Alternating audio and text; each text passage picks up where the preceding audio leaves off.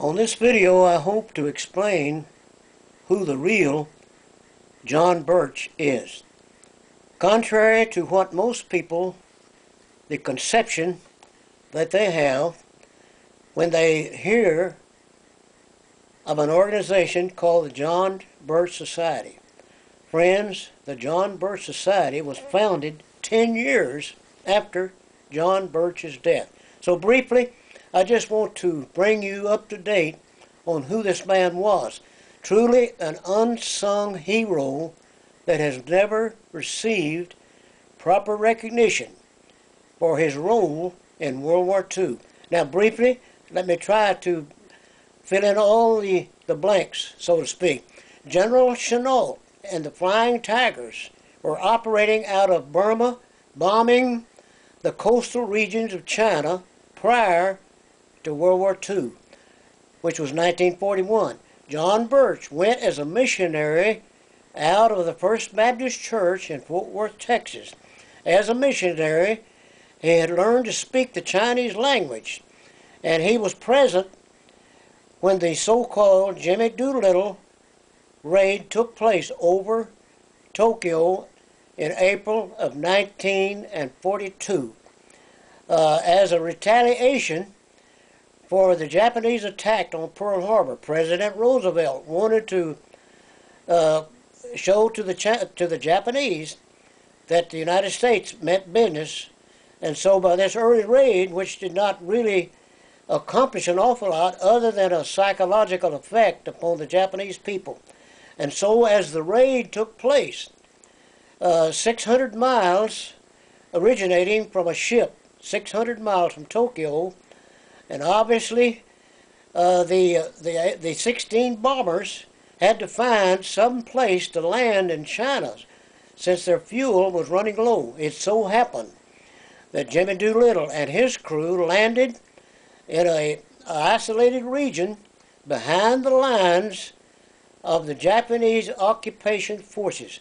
And in that area was residing John Birch, the missionary, who was told by some of his friends, Chinese friends, about this plane crash, to which he responded, and after about 2 days hiking, I believe it was, up through the mountains, he discovered these Jimmy Doolittle and his raid.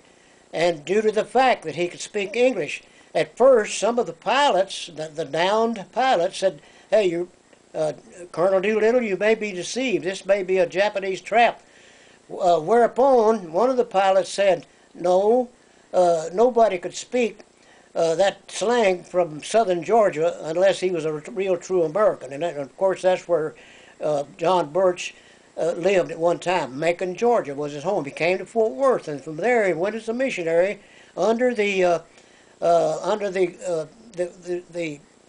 selection or under the direction of J. Frank Norris. And of course these are just tidbits of information that really have no significance of what I want to say. But then it was John Birch who led Jimmy Doolittle and his raiders to a safe haven where they could be then rescued by General Chennault. Now that's quite a story in itself. And so when General Chennault heard of the feat of John Birch, he approached him and made him to be head of the intelligence division in that coastal region. His proposition was, "General, I'll do all I can to help you, but I must be given freedom to preach in the villages." Whereupon General Chennault agreed that he would accept the invitation in that respect. And so for the next 4 years,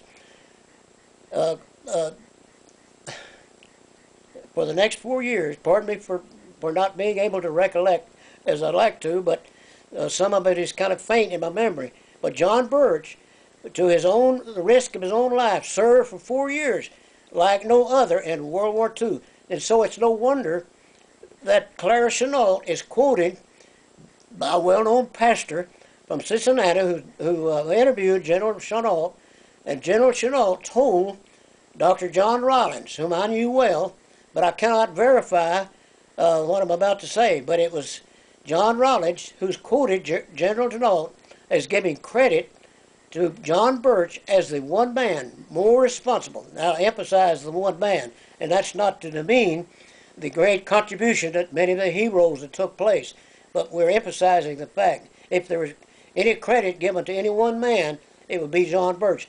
Now, this is such a significant factor. This is why that I'm making this video, that someone would take up the story, and you can find a more complete detail by contacting Miss Vicki Bryant of the Arlington Baptist College. I would hope somebody of interest would take it up.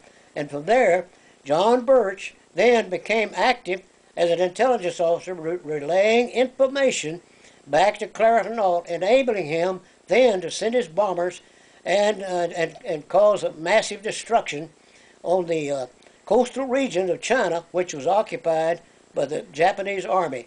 And then World War II ended, and sad to say, John Birch then continued in his service at the direction of General Chennault, became an active intelligence officer in northern China, at which time the Chinese communists were in the process of taking control of all of China.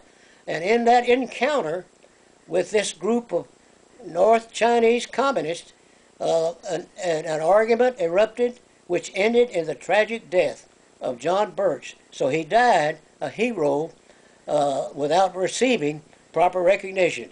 And friends, I want to emphasize again that he had no connection with the John Birch Society. Read the whole story, and much of what I have said, I have personal knowledge due to the fact that I was a friend of John Birch, and I'm proud to do my best to continue to find information which I will relate as I receive a further update on what I know already. Thank you for listening. God bless the United States of America.